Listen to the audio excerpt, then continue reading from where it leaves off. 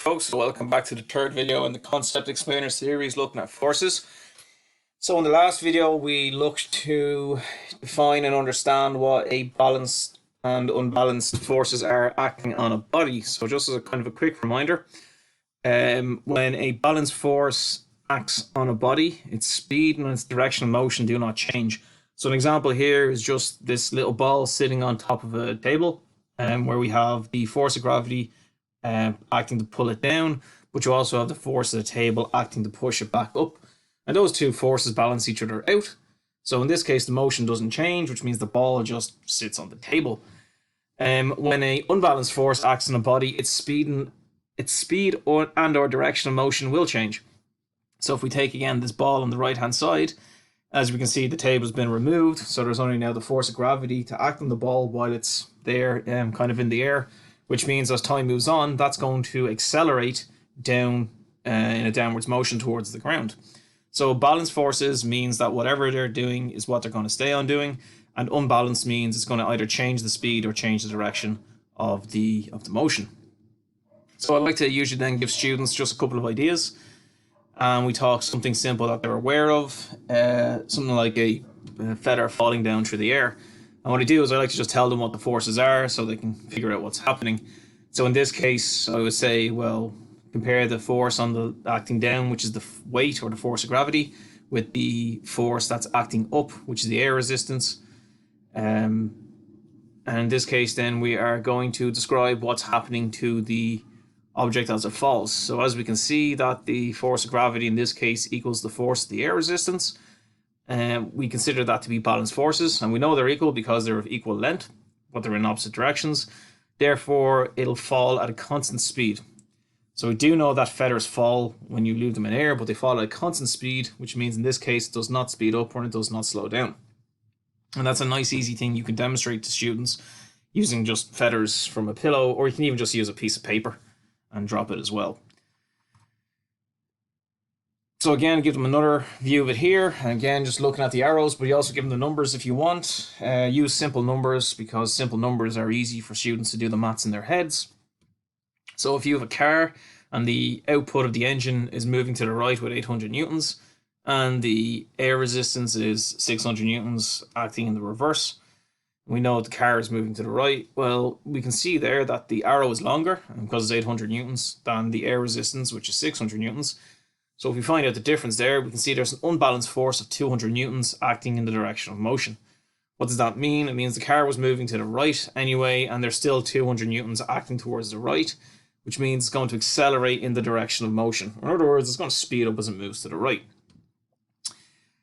And once I've gone through two examples like that, then I would move on to questions like this. So here we have a car going down a motorway at 100 kilometers per hour.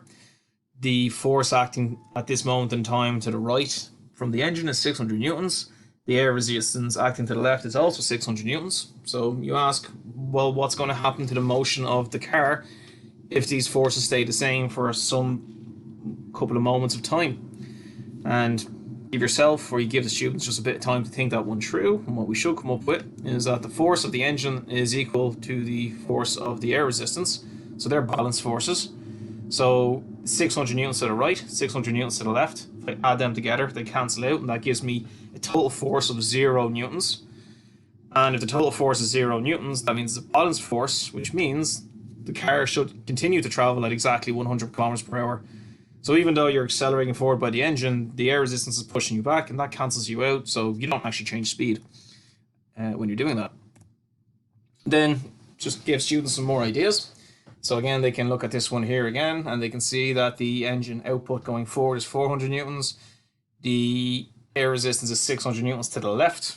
You tell the students, well, right now it's driving towards the right at 100 kilometers per hour. Try and work out what the overall force will be, and then try to work out how that's going to affect the motion.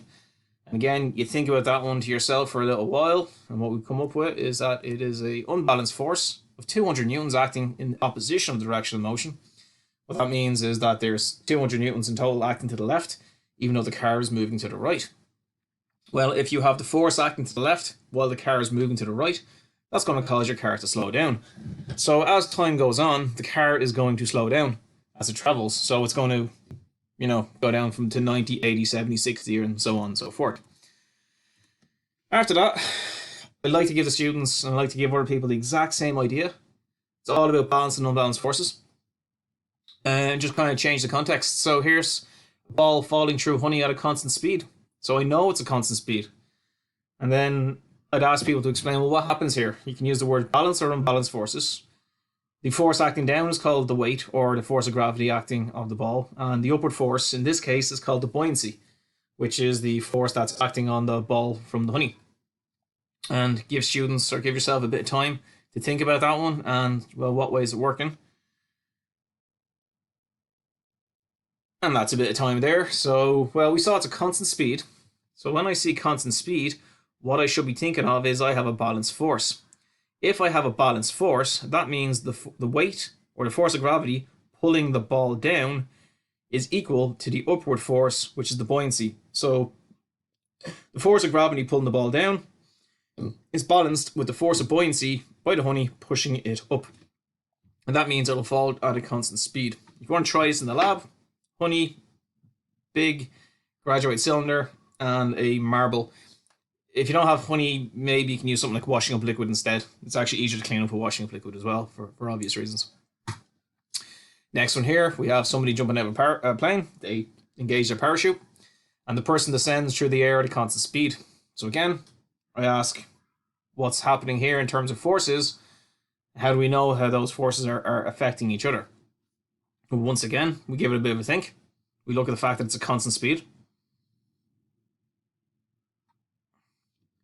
So when we know there's a constant speed, that means that the total force has to be zero, which means we have balanced forces acting on the person in the parachute. So if we have balanced forces, that means that the weight, or the force of gravity pulling this person down, is equal in magnitude to the upward force, which is their air resistance. So gravity is pulling them down. That's their force of gravity acting on them. But the air is pushing them back up. Those two forces are balancing each other out, which means the person is descending through the air at a constant speed. So they're not speeding up, they're not slowing down, they're just falling at the same speed as they go through the air. Next one we have is a rocket accelerates vertically through the air, increasing its speed. Again, we use the words balanced and unbalanced, and I'd also suggest, okay, so the words we should be thinking of are the weight of the rocket, and the upward force in this case is the thrust that comes from the rockets at the engine at the back. So again, key thing to look into here, it's accelerating, which means it's increasing its speed as it moves up. So you have to think about that. Is that balanced or unbalanced because it's accelerating?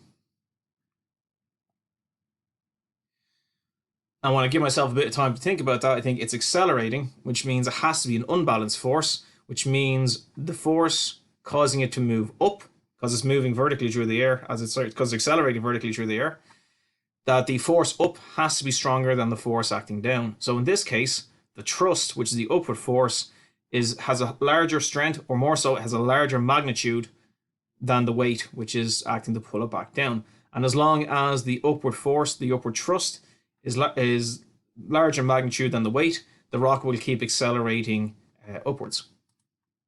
Last one, I think. A crane lifts a prefab vertically at a constant speed. So again, you have to ask, it's moving at a constant speed. What does that tell you about the forces? In this case, the force acting down is the weight of the prefab, and the force acting up is the tension in the cable that connects the prefab to the rest of the crane. So we ask, what type of forces are happening here? And again, I can see it's a constant speed. So constant speed means that the overall force has to be zero. So that's a balanced set of forces, which means that the weight of the house, or the prefab, or the force of gravity pulling that prefab down, is balanced with the tension of the wires that's pulling it up. And as long as those two have the same magnitude, you can move this up at a constant speed.